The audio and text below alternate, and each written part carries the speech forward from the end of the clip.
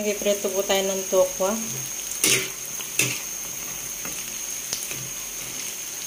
Yan po yung ating ulam. Meron tayo ditong ibak.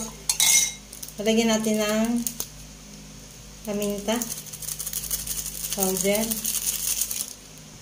Nalagyan na din po natin yung mayonnaise. Ito po yung lalagyan natin sa tokwa. Nalagyan din po natin ng lemon.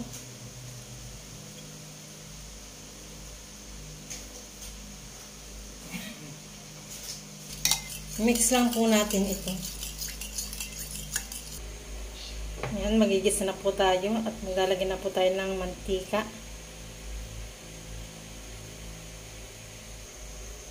Nalagyan na din po natin yung ating bawang, sibuyas na puti.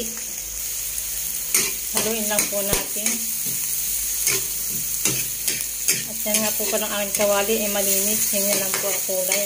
Sobrang tagal na. Ayan. Ilagay na din po natin yung ating pinaritong tokwa. Haluin lang po natin. Ilagay na rin po natin yung ating kangkong.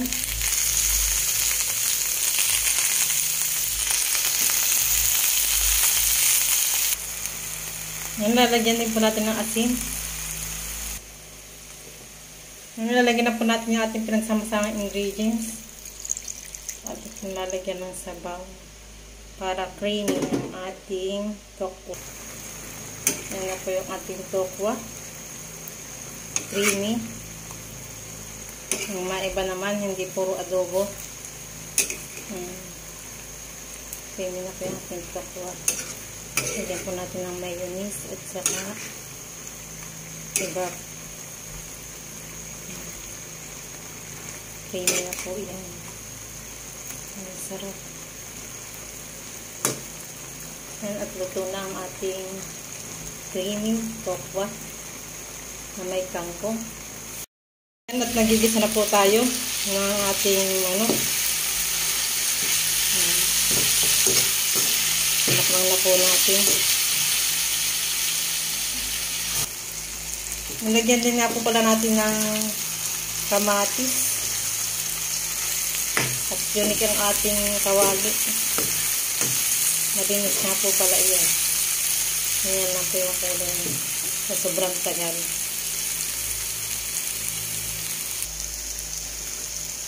Ilalagyan na rin po natin yung ating upong tinilad. Hindi ko na po pinakita.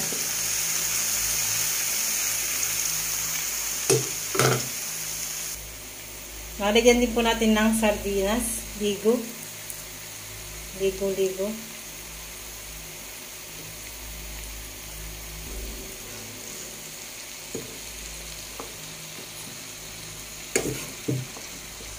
Ayan, at pinikos-mikos lang po natin ng bahagya.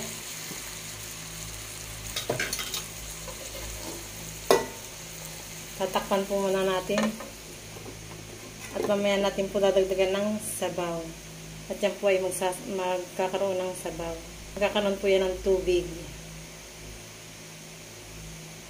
Yung ating upo. Update po sa ating niluluto. Ayan. Yung sabaw na po siya. Lalagyan din po natin ng asin. Ayan, nasabaw na siya. Lalagyan natin po natin ating malunggay. Para lalong masarap ang ating ulam. Ayan, haluin po lang natin ang bahagya. Ayan, kailangan po nikakulot ng masustansyang gulay. Para po bumaba yung grado ng kanyang mata. Nakakatulong daw po yung masustansyang gulay sa pagbaba ng grado. Ayan. At totoo nga po pala yun.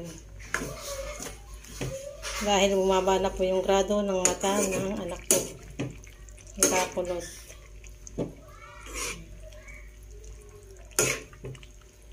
Kaya sa November, balik kami Napalitan na po yung kanyang salamin.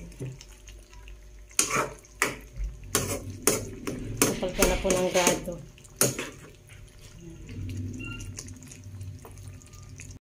Nalagyan din po natin ng sutanghon.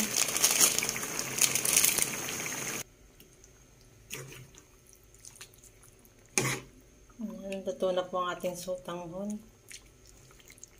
Kaya atin na pong aahunin.